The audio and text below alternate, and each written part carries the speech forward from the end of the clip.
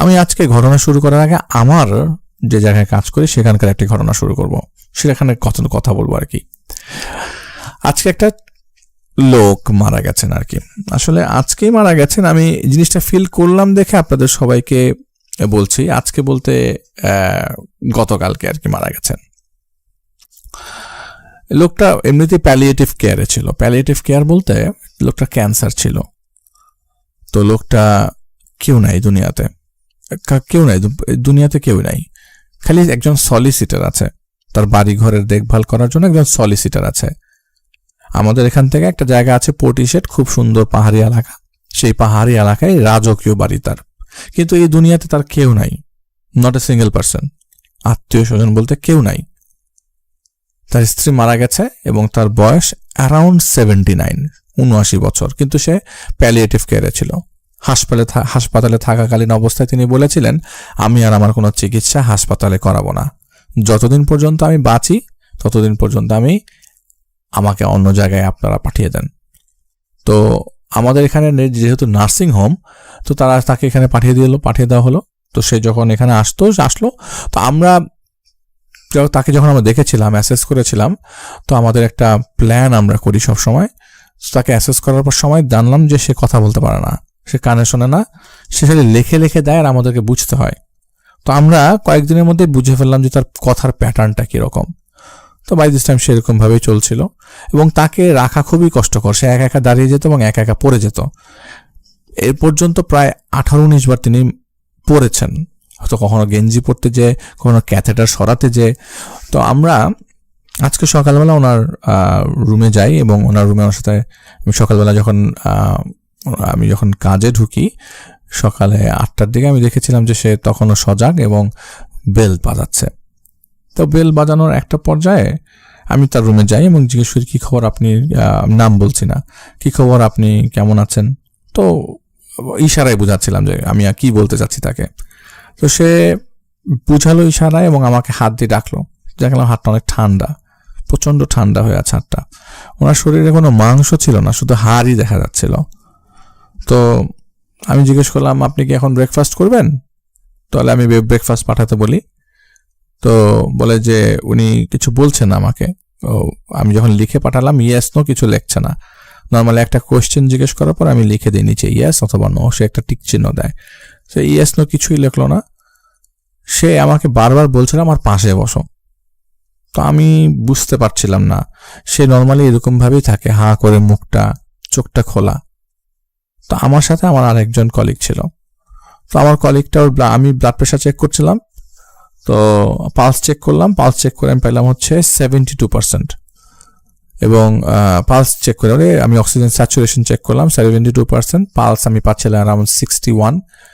Blood pressure check করলাম, blood প্রেশারও ধীরে ধীরে কমছে, 90/60, পরে হলো 70/35। তো আমি যখন 70/38 এরকম দেখেছিলাম আমি। তো পরে যখন আমি দেখলাম যে তার ব্লাড প্রেশার কমে যাচ্ছে এবং তার মুভমেন্টও কমে যাচ্ছে, খালি হাতটা কাঁপছে আর গলা দিয়ে যে আমাদের অ্যাডামস অ্যাপলটা আছে বা আপনারা যে শক্ত পার্টটা আছে সেটা উপর দিচ্ছে, উঠানামা করছে। তো আমি বুঝতে পারছি সে আর নড়াচড়া করতে পারছে না। ওনাকে আমি একাই কোলে নিতে পারবো, এত পাতলা, কিন্তু ওনাকে আমি নড়াতে পারছিলাম না। মানে আমাকে পারছিলাম কিন্তু খুব কষ্ট হচ্ছিল। তো আমি আমার কলিগকে ডাক দিয়ে ইমার্জেন্সি বাটনে ক্লিক করলাম এবং আমাদের অন্যান্য কলিগরা আসলো এবং আমি তার সাথে সাথে আমি চাইলে কোনো কিছু করতে পারবো না।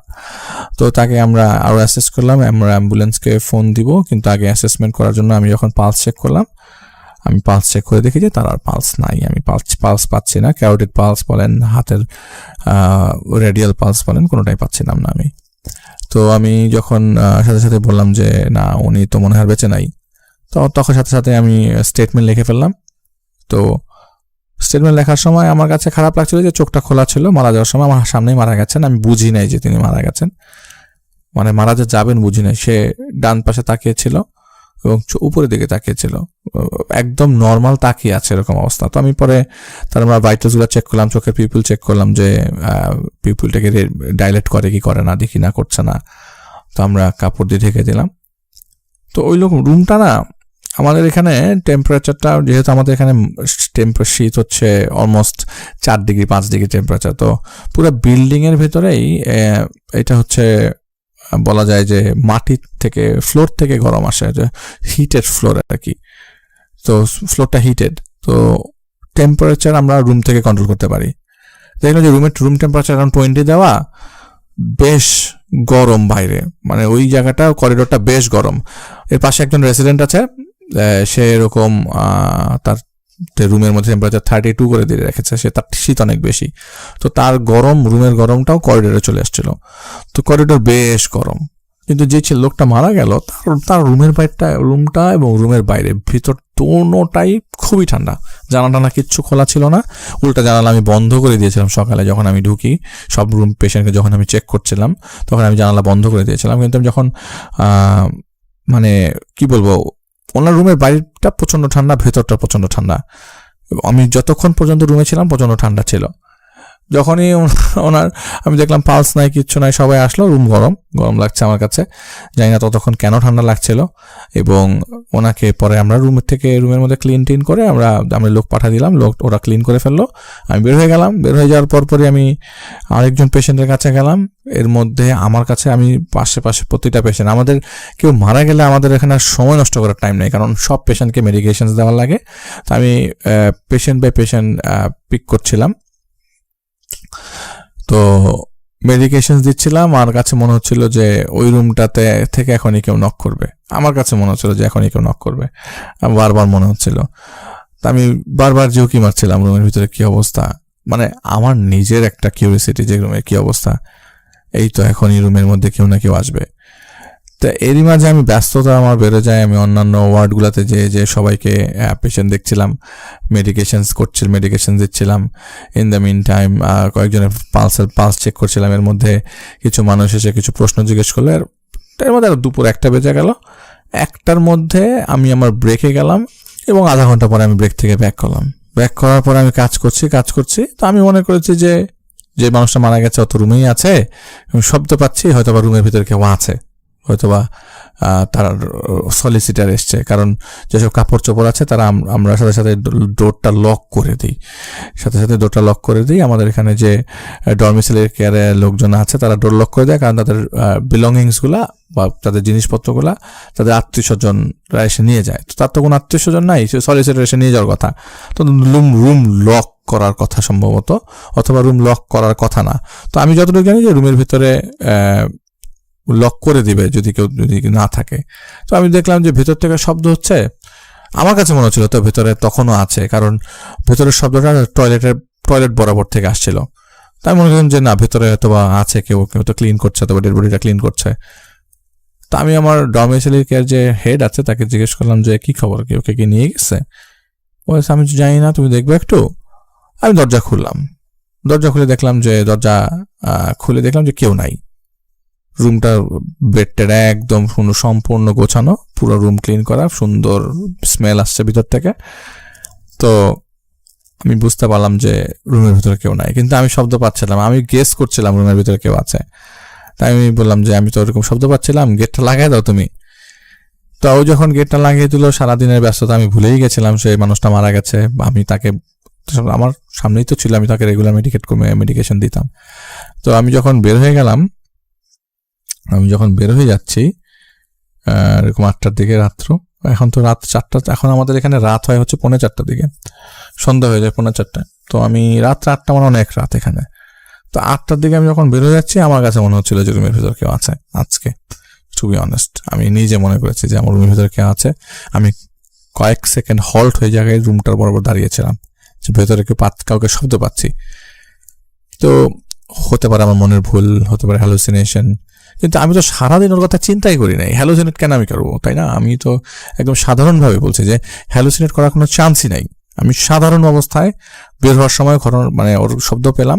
আমার কাছে মনে হচ্ছে যে এখন আমরা বেডটা নিচু করে দিই, মাঝে মধ্যে পড়ে যাওয়ার চান্স থাকলে, তো ক্লিয়ার মনে হচ্ছিল যে কেউ না কেউ ওই জায়গায় আছে। যাই হোক, এটা আমার নিজের সাথে ঘটা ছোট্ট একটা ঘটনা আপনাদের কাছে শেয়ার করলাম। আমি জানি না কেমন লাগবে আপনাদের। আমি চলে যাব পরবর্তী ঘটনায়, যে ঘটনায় আপনাদের শেয়ার করব সেই ঘটনাটাতে চলে যাব সরাসরি। তো যিনি ঘটনা পাঠিয়েছেন তার ব্যাপারে তিনি প্রথমে কিছু বলেননি, তো আমরা যিনি যেভাবে লিখেছেন সেভাবেই আমরা আপনাদের কাছে শেয়ার করছি। যারা আছেন এখনো পর্যন্ত শেষ পর্যন্ত আমাদের সাথে থাকবেন, এতটুকু আপনাদের কাছে একটা রিকোয়েস্ট, এবং শেষ পর্যন্ত আমাদের ঘটনাগুলো মনোযোগ সহকারে শুনবেন। তো যে ঘটনায় যাব তিনি লিখেছেন যেভাবে সেভাবে বলছি। আসসালামু আলাইকুম আলিফ ভাইয়া, আল্লাহর অশেষ রহমতে ভালো আছেন। আমি ভৌতিকতার একজন নিয়মিত শ্রোতা, বলতে গেলে এক প্রকার আমার ঘুমের ঔষধের মতো। অন্যরকম একটা ভালোবাসা কাজ করে ভৌতিকতার প্রতি। বেশ কিছুদিন যাবৎ ঘটনা পাঠানোর চেষ্টা করছিলাম, কিন্তু ব্যস্ততার কারণে সময় করে উঠতে পারিনি। অনেকদিন পর ব্যস্ততা কাটিয়ে ঘটনা লিখতে বসে গেলাম। যাই হোক, সঙ্গতের কারণে আমার নাম প্রকাশ করতে পারছি না, তবে বোঝার সুবিধার্থে ধরে নেন আমার নাম ক্রিস্টোফার। চট্টগ্রামের পূর্ব মাদারবাড়িতে আমি বসবাস করি। ঘটনাটা খুব বেশি দিন আগের নয়, সম্ভবত 3 মাস পূর্বের হবে। আমি কোনো একটা সিম কোম্পানির কাস্টমার কেয়ার এবং কাস্টমার সার্ভিস অফিসার পদে চাকরি করছিলাম। সেই অফিসের একজন মেয়েকে আমি ভালোবেসে ফেলি। তাকে বিষয়টি জানালে সে বলে সে আমার একজন ভালো বন্ধু হয়ে থাকবে, তবে আমার সাথে কোনো প্রকার রিলেশনে সে জড়াতে চায় না। এর কারণ হিসেবে সে আমাকে জানায় সে অন্য কাউকে ভালোবাসে। এই কথাটা আমি সহজভাবে মেনে নিতে পারিনি, তবে আমি তার সাথে একজন ভালো বন্ধু হিসেবেই মিশতাম। প্রায় সময় আমাদের হোয়াটসঅ্যাপে কল দিলে কথা হতো। আমাদের অফিসের আশেপাশেই চট্টগ্রামের নাম করা একটা পার্ক ছিল। তো একদিন আমরা অফিসের 4-5 জন কলিগ বন্ধু বান্ধবী মিলেই সেখানে আড্ডা দিতে যাই। যেহেতু ট্রেনিংয়ে একই ব্যাচের এবং একই বয়সের ছিলাম, তাই সবাই বন্ধু হয়ে থাকতাম। তো যেদিন আমরা সকালে ঘুরতে যাই সেদিন এলাকার এক বন্ধুর সাথে ফোন কলে একটু ঝামেলা হয়। সে বন্ধুর সাথে সাথে এক কথায় দুই কথা আমার সাথে বেশ কথা কাটাকাটি হয়। এক পর্যায়ে সে আমাকে অকথ্য ভাষায় গালিগালাজ শুরু করে। তো গালি দেওয়াতে আমি সেই বন্ধুকে বাসায় ফিরে তাকে অনেক মারি। আর এই মারার ঘটনাটি আমি আমার অফিসের সেই মেয়েটির সাথে শেয়ার করি, যাকে আমি পছন্দ করতাম। উদাহরণস্বরূপ তার নাম মার্লিন ধরে নেই। মার্লিনকে বিষয়টি জানালে সে কোনোভাবেই বিষয়টি ভালো চোখে দেখেনি। সে আমাকে অনেক বকাবকি করে। বকাবকি করাতে আমারও মেজাজটা খুব খারাপ হয়ে যায়। আমি খুব রাগী স্বভাবের লোক, তাই সে যখন আমাকে বকাবকি করে আমিও তখন তার সাথে রেগে কথা বলি। এক পর্যায়ে তার সাথেও আমার কথা কাটাকাটি হয়। সে আমার ফোন কলটা কেটে দেয়। রাত তখন 2:45 হবে। আমার আর মার্লিনের কথা কাটাকাটি শেষ হওয়ার পর আমার মেজাজ তখন খুব খারাপ ছিল বিধায় আমি একটা সিগারেট জ্বালাতে যাই, কিন্তু সিগারেটের প্যাকেটে গিয়ে দেখি একটা সিগারেটও নাই। তাছাড়া আমি চেইন স্মোকার হওয়াতে স্মোকিং করেই নিজের রাগ কন্ট্রোল করতে চাই। বাসায় যখন সিগারেট ছিল না তখন স্মোক করার জন্য এত রাতেই আমি বাসা থেকে বের হই। আমার বাসার সামনে একটা মাঠ আছে। বাসার দরজা খুললেই 10-12 হাত সামনে দেওয়াল, আর দেয়ালের অপর পাশে একটা মাঠ। মাঠের এক পাশে 6 তলা একটা বিল্ডিং আছে এবং বিল্ডিং এর পাশেই ছোট্ট একটা দেয়াল আছে। আর এই দেয়ালটা ক্রস করলেই ঘন জঙ্গল। আমি মাঠে যাই আর মাঠে বসেই স্মোকিং করছিলাম। বাসার ভেতর স্মোকিং করা যাবে না, যেহেতু বাসায় মুরব্বীরা আছে। আমার সাথে আমার ফোন, একটা লাইটার ও 7-8টা সিগারেট ছিল। সেগুলো নিয়ে আমি মাঠে বসে স্মোকিং করছিলাম। কিছুই ভালো লাগছিল না, তাই ভৌতিক কথা শুনছিলাম বসে বসে। 2 কানে ইয়ারবাডস ঢুকিয়ে ফুল ভলিউমে ভৌতিক কথা শুনছিলাম। আমার একটা অশান্তি দূর হয়ে গেল। হঠাৎ করে কেন জানি আমার চোখ ঝাপসা হয়ে আসলো। আমি ভাবছিলাম হয়তো ঘুমের কারণে, তবে খেয়াল করলাম আমার কোনো ঘুমই পাচ্ছে না। তাহলে আমার চোখ কেন ঝাপসা হবে? চোখগুলো মুছে যেই আমি আমার সামনের দিকে তাকাই, হঠাৎ করে চোখের সামনে দেখলাম সাদা কাফনের মতো কাপড় পরা কিছু একটা আমার সামনে দাঁড়িয়ে আছে। আমার থেকে প্রায় 15 হাত দূরে হবে। আমাদের বাসার একপাশে যে 6 তলা বিল্ডিং আছে তার সামনে দাঁড়ানো। আমি ভাবলাম হয়তো কোনো জড় বস্তু হবে, বাঁশ কিংবা পলিথিন। চোখগুলো আরো একবার ভালো করে মুছলাম দেখার জন্য। কোনোভাবে দেখলাম সাদা কাপড়ে অনেকদিন যাবৎ নীল না দিলে যেরকম হলদে ভাব চলে আসে সেরকম রঙের একটি কাফনের কাপড় পরা মাথাবিহীন একটা অবয়ব আমার সামনে দাঁড়িয়ে। আমি মনে মনে ভাবতে লাগলাম হয়তো আমার মনের ভুল কিংবা ভৌতিকতা শুনছি তাই এমন হচ্ছে, কিন্তু পরক্ষণেই খেয়াল করলাম আমার শরীরে হালকা গরম বাতাস অনুভব করছি। তবে আমার তেমন ভয় লাগছিল না, তবে অবাক হয়েছিলাম অনেক। আমি ভাবলাম একটু সামনে এগিয়ে গিয়ে দেখি আসলে মূলত এই জিনিসটা কি। যেই না ফোনটা হাতে নিলাম দেখলাম রাত তখন 3:15। আমার মনের ভেতর থেকে একটা স্ট্রং ফিল আসছিল যে এটা ভালো কিছু না, খারাপ কোনো কিছুর পূর্বাভাস হবে। তবে কেন জানি আমি তখন ভয় পাচ্ছিলাম না। আমি সামনের দিকে 1 পা বাড়ালাম। যেই আমার এক পা বাড়ালাম অমনি দেখলাম অবয়বটা মুভ করলো। আমি এক পা এগিয়ে যাই, সে অবয়বটা এক পা করে আগায়। হঠাৎ করে খেয়াল করলাম অবয়বটা আসলে হাওয়ায় ভাসমান অবস্থায় মুভ করছে। আমি ভাবলাম হয়তো আজকে খারাপ কিছুই হবে। সিগারেটের প্যাকেট থেকে আরেকটা সিগারেট ধরালাম।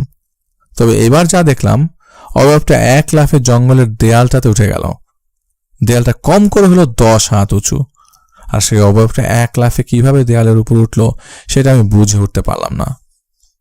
ভয় না পেয়ে অবাক হচ্ছিলাম। হুট করে মাথায় আসলো একটা কথা।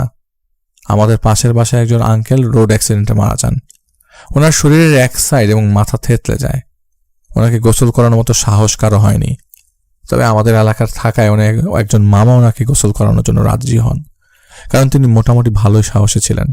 তাছাড়া একজন মানুষ, মৃত মানুষের গোসল পাওয়ার হক আছে, যেহেতু মুসলিম, গোসল করানো ছাড়া তো কোনো জানাজা দেওয়া যাবে না। আর যিনি মারা গেছেন তার ছেলে আবার সেই মামার বন্ধু হয়। যাই হোক, মামাও একদিন সিগারেট খাচ্ছিল মাঠে বসে, তিনিও আমার মতো সেম অবয়ব দেখেন। তখন সেই মামার বলা কথাগুলো মনে পড়ে যায়। আমি ভয়ের সাথে সাথে বাসায় ভেতর ঢুকে ফ্রেশ হয়ে ঘুমিয়ে পড়ি। আমি কি দেখলাম সেটা নিয়ে পরে চিন্তায় ছিলাম। তাছাড়া সত্যি বলতে ভয় পাওয়া থেকে অবাক হয়েছি বেশি। এরকম আরো ঘটনা আছে আমার কাছে যা আমার সাথে ঘটেছে। আজকে একটি প্রথম ঘটনা পাঠালাম, জানি না কেমন হয়েছে। প্রচারযোগ্য হলে প্রচার করবেন। ভালো থাকবেন আপনারা সবাই, আপনিও ভালো থাকবেন আলিফ ভাই। থ্যাংক ইউ ভেরি মাচ ভাইয়া আপনার ঘটনা শেয়ার করার জন্য, এবং আপনার ঘটনাটা আমরা শেয়ার করে ফেলেছি, এবং আমি চাইবো আমাদের লিসনাররাও যেন আপনার ঘটনাটা পছন্দ করলে কমেন্টের মাধ্যমে জানায় কেমন লাগলো প্রথম ঘটনাটি, এবং আমার ঘটনাটা কেমন লাগলো সেটাও আপনাদের কাছে আমি জানতে চাই। এই ঘটনাটি আমাদেরকে যিনি পাঠিয়েছেন ওনার নাম বিজয়।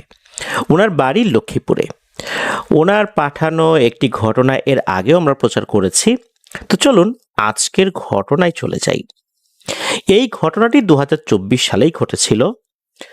তো এই বিজয় ভাই যেই বাড়িতে থাকেন, এটা নাকি এই লক্ষ্মীপুর জেলার খুবই নাম করা একটা বাড়ি।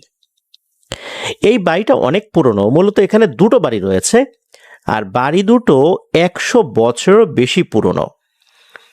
আর বাড়িটা অনেক বড়। 30টির মতো পরিবার এই বাড়িতে বসবাস করে। আর এই বাড়িতে মোট 7টি কুকুর রয়েছে। 5টি মহিলা কুকুর আর 2টো পুরুষ কুকুর। এই বাড়িতে থাকা পরিবারগুলো এই কুকুরগুলো লালন পালন করেন, দেখাশোনা করেন, আর কুকুরগুলো এই বাড়ি পাহারা দেওয়ার কাজ করেন। সমস্যাটা হয় কি, রাত হলে অন্য এলাকার কুকুরগুলো আবার এদিকে চলে আসে, তখন বাঁধে একটা ঝামেলা। অন্য এলাকার কুকুর যখন এদিকটাতে চলে আসে, তখন এই কুকুরগুলো ঘেউ ঘেউ শুরু করে দেয়। হর হামেশাই রাতের বেলা কুকুরগুলো ঘেউ ঘেউ করে, মারামারি করে। এটাতে অবশ্য অনেকেই অভ্যস্ত হয়ে গেছেন, কিন্তু এই বিজয় ভাই কিন্তু এতটা অভ্যস্ত হন নাই। এক রাতে, রাত আনুমানিক তখন 3টার কাছাকাছি হবে, উনি তখন ঘুমিয়েই গেছেন। কুকুরের চিৎকার চেঁচামেচিতে ওনার ঘুম ভেঙে যায়। এর আগের রাতেও এরকম চেঁচামেচি হয়েছে, তবে সেটা এতটা প্রকট ছিল না। এই রাতে মনে হচ্ছে যে বেশ জোরসোরেই ওরা চিৎকার চেঁচামেচি করছে, মারামারি করছে বলে ওনার কাছে মনে হয়েছে। উনি এই কুকুরের চেঁচামেচি শোনার পরও আবার ঘুমানোর চেষ্টা করলেন, কিন্তু ঘুম ভেঙে যাওয়ার পর আর কিছুতেই ঘুম আসছে না, আর এই কুকুরগুলো তাদের চিৎকার চেঁচামেচি থামাচ্ছে না। উনি চিন্তা করলেন, যাই বাসার থেকে বাইরে বের হয়ে এই কুকুরগুলোকে একটু ধাওয়া দেই। যেগুলো এই বাড়ির আশেপাশে থাকে সেগুলোকে বাড়ির মধ্যে ঢুকাই দিয়ে অন্য এলাকা থেকে যেগুলো এসেছে এগুলোকে তাড়া করে এলাকার বাইরে পাঠাই দিই, নাহলে তো সারা রাত ঘুমাতেই দেবে না। উনি তখন কি করেছেন, ওনার বাড়ির উঠোন থেকে 5-6টা ছোট ছোট ইটের খোয়া জাতীয় জিনিস এগুলো নিয়েছেন হাতে। উদ্দেশ্য হচ্ছে যে কুকুরদের দিকে ছুঁড়ে মারবেন। উনি গেটের তালা খুলে বাইরে বের হয়েছেন। বাইরে বের হওয়ার পর উনি ওই শব্দের উৎসর দিকে যাচ্ছেন, যে কোন দিক থেকে আসছে। তো উনি একটু বের হয়েই দেখেন যে বেশ কিছু কুকুর, তবে এগুলো একে অন্যের সাথে মারামারি করছে না। মনে হচ্ছে এরা অনেকটা গোলাকৃতি হয়ে একদিকে মুখ করে, মানে পুরোপুরি গোলাকৃতি না, অর্ধেক গোলাকৃতি আর কি, একদিকে মুখ করে ঘেউ ঘেউ করছে। তো ওনারা বাসার থেকে যখন বের হন, মানে ওনার বাড়ির পরিবারের সদস্যরা আর কি, তো ওনারা বের হওয়ার পরে কিন্তু দুটো বড় সুপারি বাগান দেখতে পান। সেটা কিন্তু ওই যে যেই বাড়ির কথা বললাম, যেখানে দুটো বড় বড় বাড়ি রয়েছে, তো সেই বাড়িরই সুপারি বাগান। এই সুপারি বাগানের ভিতরে নারকেল গাছও রয়েছে, আর সাইড দিয়ে আম গাছ, লিচু গাছও রয়েছে। তো উনি তো ওখানকার সব গাছ বা লিচু গাছ যেখানে যেখানে আছে সবগুলো তো চিনতেন। তো উনি খেয়াল করলেন ওই লিচু গাছের নিচে মনে হচ্ছে কিছু একটা আছে, আর ওই দিকটাতে মুখ করেই কুকুরগুলো ঘেউ ঘেউ ঘেউ ঘেউ করছে। উনি কয়েকটা ইট কুকুরের দিকে ছুঁড়ে মেরেছেন যাতে করে এগুলো ছত্রভঙ্গ হয়ে যায়, কিন্তু না, উনি যে ইট ছুঁড়েছেন যদিও বা কুকুরের গায়ে লাগেনি, তবুও এই কুকুরগুলোর কোনো ভ্রুক্ষেপ নাই। কুকুরগুলো ওই দিকে মুখ করে ঘেউ ঘেউ করছে। তো উনি এগিয়ে গেছেন। উনি এগিয়ে যাওয়ার পর দেখেন যে এখানে যতগুলো কুকুর উনি দেখতে পাচ্ছেন, বাইরের থেকে কোনো কুকুর আসে নাই, এরাই ঘেউ ঘেউ করছে। অর্থাৎ এই বাড়ির আশেপাশে যেগুলো থাকে সব পরিচিত লালন পালন করা কুকুর আর কি। উনি অবাক হয়ে একটা জিনিসের শব্দ শুনতে পান, সেটা হচ্ছে মনে হচ্ছে কেউ হিস হিস করছে। অর্থাৎ সাপ যেরকম হিস হিস শব্দ করে, ওই রকম হিস হিস শব্দে কেউ কথা বলছে। উনি খেয়াল করেন ওই লিচু গাছের নিচে একটা অবয়ব দেখা যাচ্ছে। অবয়বটাকে দেখে মনে হচ্ছে কোনো একটা নারী অবয়ব হতে পারে, তবে তখনও চেহারা বোঝা যাচ্ছে না। উনি অনুমান করলেন এটা একটা নারী অবয়ব। এই অবয়বটা ওই কুকুরগুলোর দিকে মুখ করে এরকম হিস হিস শব্দ করে কিছু একটা বলছে, আর কুকুরগুলো সমানে তার দিকে তাকিয়ে ঘেউ ঘেউ করছে। উনি তো অবাক। উনি চিন্তা করলেন কি ব্যাপার, এখানে এটা কি? এরকম চিন্তা করতে করতেই উনি ভাবলেন যে এদিকে রাগাবো না, বিষয়টা মনে হয় সুবিধার না, বাসার দিকে চলে যাই। যখনই উনি শরীরটাকে উল্টো দিকে ঘুরিয়ে বাসার দিকে রওনা দেবেন, তখন ওনার কাছে মনে হলো ওনার হাত পা সব অবশ হয়ে গেছে। উনি ওখান থেকে এক চুলও নড়তে পারছেন না। আর এদিকে ওই মহিলাটা মনে হচ্ছিল যেটা নারী অবয়ব, নারী কণ্ঠেই এই বিজয় ভাইকে বলে ওঠে যে তুই এখানে কি করিস, এখানে কেন আসছিস, কি কাজ এখানে এত রাতে? এই রকম কথা শুনে বিজয় ভাই তো বেশ অবাক হয়ে যান, যে বলে কি, আমাদের বাড়ি এখানে, এই রাত বিরেতে কোত্থেকে একজন আসছে, এসে ঝামেলা পাকাচ্ছে, আবার আমাকেই বলে যে আমি কেন এখানে আসছি।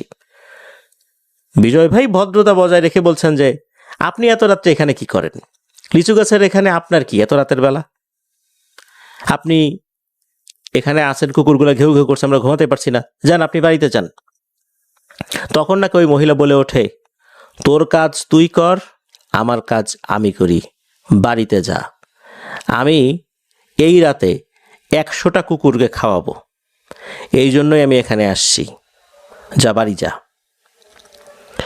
তখন এই বিজয় ভাই চিন্তা করছেন যে ঘটনাটা কি, এর কথাবার্তা সবকিছু কেমন রহস্যময়, আর তার চেহারাও বোঝা যাচ্ছে না। ওই লিচু গাছের নিচ থেকে কিন্তু বলছে, যখন কথা বলেছে বিজয় ভাইয়ের সাথে, তখন কিন্তু স্বাভাবিক একটা মহিলা মানুষ, যার বয়স হয়তো বা 50+ হবে, তাদের কণ্ঠস্বর কেমন হয় ওরকমই মনে হয়েছে।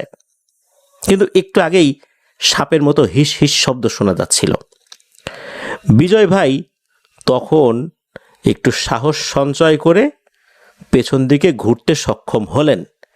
উনি খেয়াল করলেন এবার উনি হাঁটতেও পারছেন। উনি অনুভব করলেন ওনার হাতে পায়ে কিছুটা শক্তি ফেরত এসেছে। উনি দ্রুত নিজের বাড়ির গেটের দিকে আগাতে থাকলেন। গেটের কাছে যখন চলে গিয়েছেন, তখনও কিন্তু কুকুরগুলো ঘেউ ঘেউ করেই যাচ্ছে সমানে।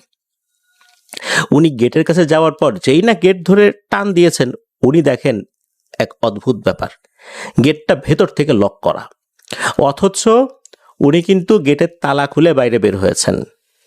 ওনার বাড়ির সবাই কিন্তু ঘুমাচ্ছে, গেট তালা মারল কে?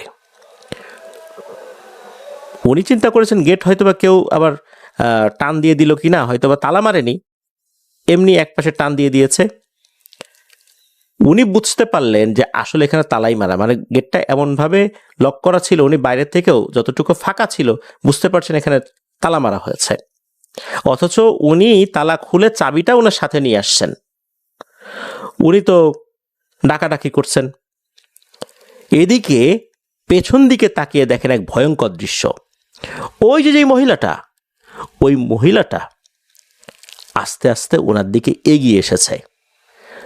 অন্ধকারের মধ্যে তো চেহারা অতটা বোঝা যাচ্ছিল না, তবে এবার চেহারা খুব একটা না বোঝা গেলেও তার পরনে থাকা পোশাকগুলো বোঝা যাচ্ছে।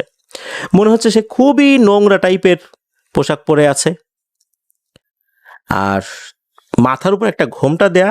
তবে সে ওখানে এসে খুব বিশ্রীভাবে হেসে দেয়। তার ওই হাসির শব্দটা বিজয় ভাইয়ের অন্তরের মধ্যে কাঁপুনি ধরিয়ে দিয়েছিল। উনি ওখানে কাল বিলম্ব না করে দিয়েছেন সাইড দিয়ে এক দৌড়। সাইড দিয়ে দৌড় দেওয়ার পর উনি পাশের একটা বিল্ডিং আছে, ওই বিল্ডিংয়ের একটা গ্রিল রয়েছে, ওই গ্রিলের সাথে গিয়ে খেয়েছেন ধাক্কা। তখন আবার ওই বাসায় থাকা আর একজন মহিলার ঘুম ভেঙে গেছে। উনি মনে করছেন চোর আসছে, কারণ বাইরে কুকুর ঘেউ ঘেউ করছে, এরপর আবার এই গ্রিলের সাথে ধাক্কা শব্দ। উনি বলছেন যে এই কেরে কেরে চোর নাকি? তখন আবার বলছেন ও কাকি আমি বিজয়। তখন বলছে এই বিজয় তুই এখানে কি করিস? তখন বিজয় বলছে যে আমি তো খুব ভয় পাইছি, তাড়াতাড়ি খোলেন, এই আপনার দরজা খোলেন। এদিকে ওই মহিলা তো বাইরে বের হয়ে এসে দেখে যে বিজয় ভাই। তবে উনি বের হয়ে আসার পর ওই মহিলাটাকে আর বিজয় ভাই দেখেন নাই। উনি তো তাড়াতাড়ি গেট খুলেছেন, গেট খোলার পর বিজয় ভাই ঢুকেছেন। তখন আবার ওই মহিলা এই বিজয় ভাইকে সাথে নিয়ে এই বিজয় ভাইদের বাড়ির দিকে গিয়েছেন। এরপর যখন ডাকাডাকি করছেন তখন বিজয় ভাইদের বাড়ির লোকজন ঘুম থেকে ওঠে। ওঠার পর তারা দেখে যে গেট লক করা, অন্য আর একটা চাবি ছিল, তারা সেই চাবি দিয়ে গেটটা খোলেন। গেটটা খোলার পর বিজয় ভাই ঢুকেছেন। কি হয়েছে তখন বিজয় ভাই বলেন যে এই ঘটনা। তখন অবশ্য বাইরে এসে ওনারা দেখেন যে বাইরে ওই মহিলাটা নাই, কুকুরগুলোও তাদের চিৎকার চেঁচামেচি থামিয়ে দিয়েছে। এই ঘটনার পর বিজয় ভাইয়ের কিন্তু 2 দিন জ্বর ছিল, তবে আল্লাহর রহমতে উনি সুস্থ হয়ে যান। ওই বাড়ির লোকজন, আশেপাশের লোকজন সবাই কিন্তু ওই রাতের ঘটনাটা পরবর্তীতে জানতে পেরেছিলেন। তারা নিজেরা নিজেদের মতো করে আলোচনা করলেও আসলে এমন ঘটনা কেন ঘটলো এটার ব্যাখ্যা কিন্তু কেউ দিতে পারেননি। যে যার মতো করে মতামত দিয়েছেন।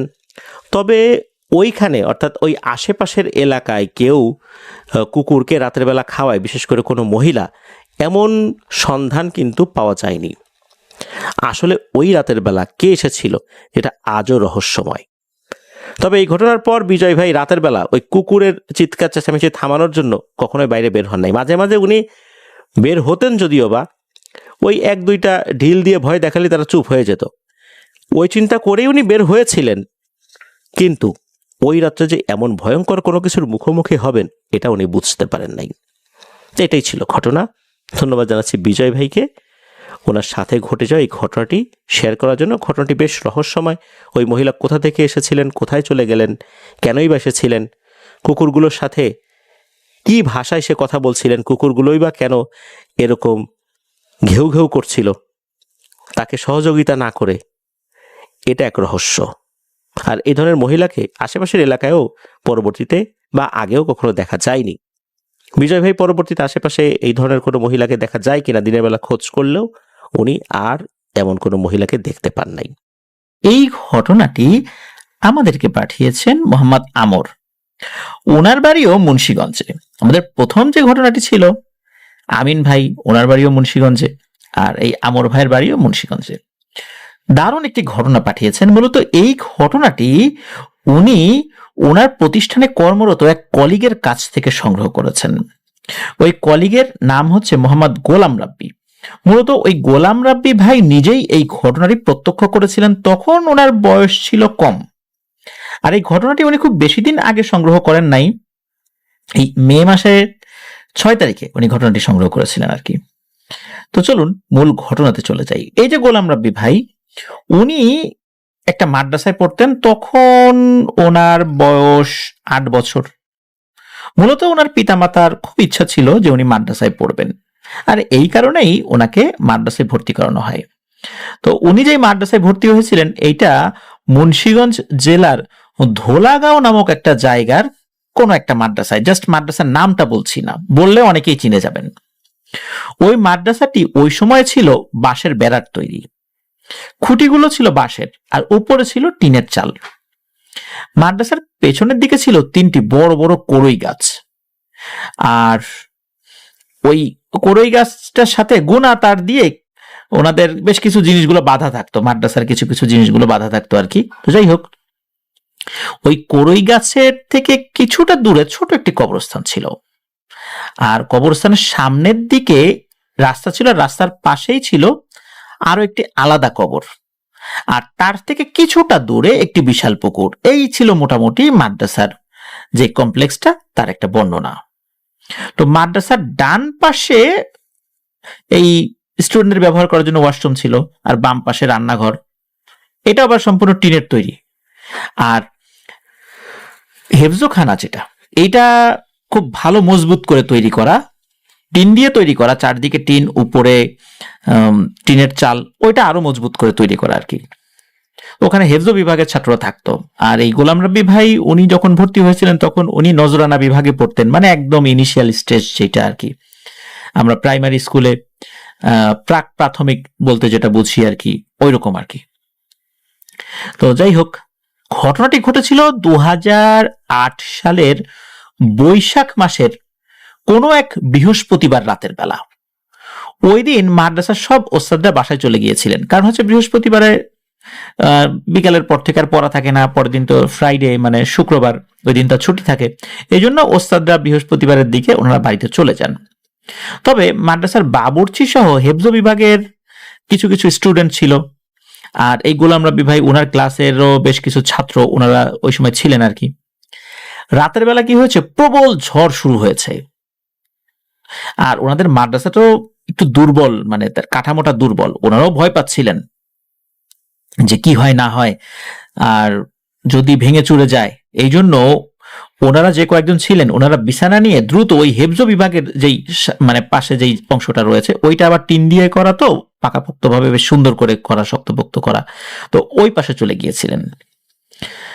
তো এদিকে বাইরে ঝড় হচ্ছে, মাদ্রাসার ওস্তাদগণ তো ওই সময় ছিলেন না, এই জন্য যে বাবুর্চি ছিল ওনারও আবার বেশ বয়স ছিল, বাবুর্চি দাদা বলে সবাই অভিহিত করতেন বা ডাকতেন আর কি। তো উনি ওনার যে আলাদা যে থাকার জায়গাটা ছিল সেখান থেকে আবার বাচ্চাদের কাছে চলে আসেন। বাচ্চারা তো যদি ভয় পায় এই ঝড়ের মধ্যে, কোন একটা সমস্যা হয়, উনি তো একমাত্র গার্ডিয়ান এখানে, অন্য কেউ ওই সময় তো নাই। তো উনিও বাচ্চাদের কাছে এসে শুয়েছেন। তো আস্তে আস্তে ঝড় কমে যায়, বৃষ্টিও কমে যায়। রাত আনুমানিক 3টা কি 3:30 বাজে। ওই সময় হঠাৎ করে বাইরে থেকে একটা ডাক ভেসে আসে। ওই সময় এই যে গোলাম রাব্বি ভাই, ওনার পাশে ওনারই আর এক ছাত্র ভাই, তার নাম হচ্ছে আব্দুল্লাহ। এই আব্দুল্লাহর নাম ধরে তার বাবা ডাক দেয়, আব্দুল্লাহ, ও আব্দুল্লাহ। তো এই ডাক শোনার পর এই যে বাবুর্চি দাদা, ওনার ঘুম ভেঙে যায়।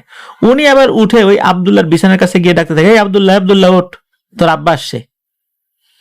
তো বাইরে থেকে কিন্তু ডেকেই যাচ্ছে, হে আব্দুল্লাহ ওঠ ওঠ, কই রে তুই। এখন এই যে ডাকাডাকি, এটা কিন্তু যে শুধু এই বাবুর্চি দাদা শুনেছেন তা না, ওখানে আরো যারা স্টুডেন্ট ছিল, ওই যে যখন বাবুর্চি দাদা আব্দুল্লাহকে ডাক দিয়েছেন, আরো কয়েকজন স্টুডেন্টের ঘুম ভেঙে গেছে, তারাও কিন্তু বাইরে থেকে ওই আব্দুল্লাহ আব্দুল্লাহ ডাক এরা কিন্তু শুনছে। আর গোলাম রাব্বি ভাই, ওনার বয়স তো 8 বছর, উনিও কিন্তু ওই ডাক শুনেছেন।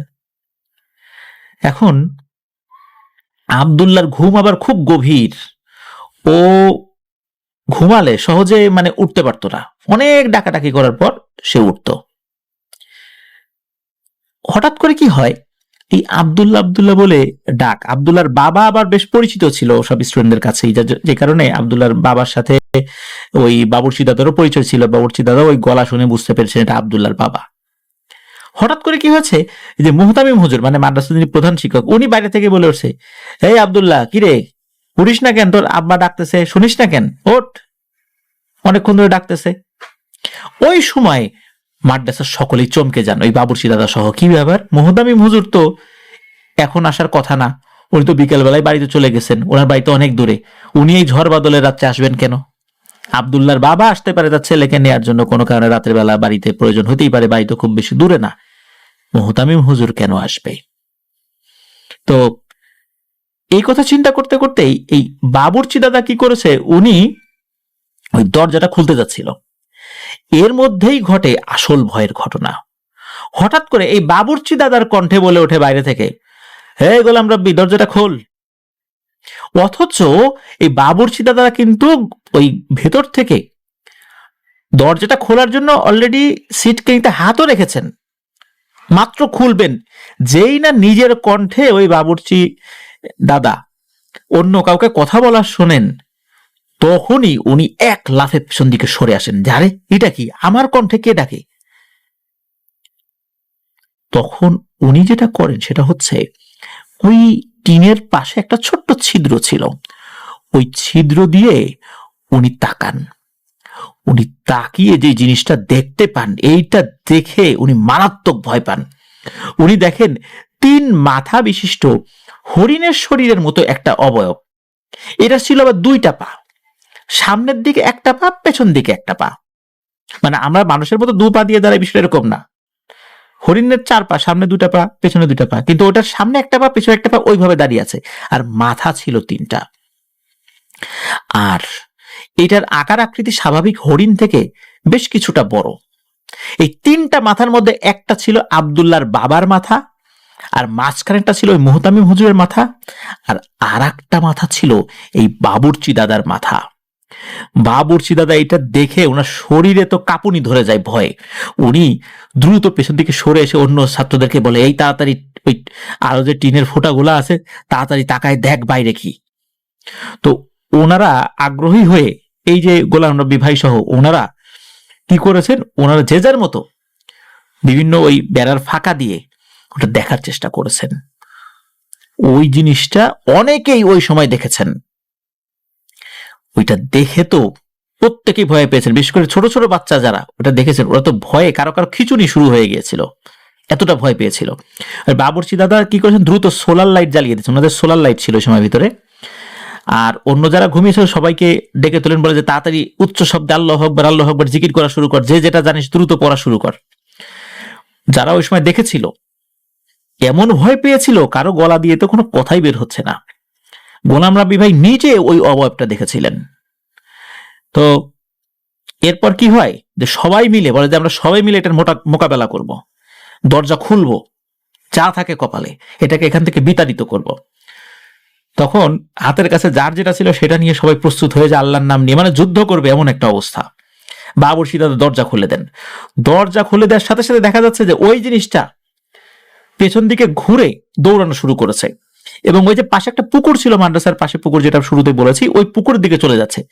ঠিক হরিণ যেভাবে দ্রুত গতিতে লাফিয়ে লাফিয়ে দৌড়ায়, ওইভাবে দৌড়ে চলে গেল। আর বাবুর্চি দাদা তো ওইটার পিছনে ধাওয়া করেছে। ওখানে যারা অপেক্ষাকৃত একটু বড় স্টুডেন্ট, ওরাও এটাকে ধাওয়া করেছে। আর গোলাম রব্বি ভাই উনিও বাইরে বানানো মানে বের হওয়ার জন্য একটু এগিয়েছেন, কিন্তু ওই চৌকাঠে বেঁধে উনি পড়ে যান, কারণ উনি বেশ ছোট মানুষ তো খুব ভয় পেয়েছিলেন আর কি।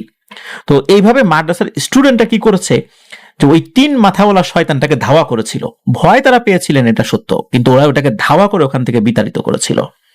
তো এমন একটা ঘটনা, এই জিনিসটা ওই মাদ্রাসার অনেক স্টুডেন্টই দেখেছিল।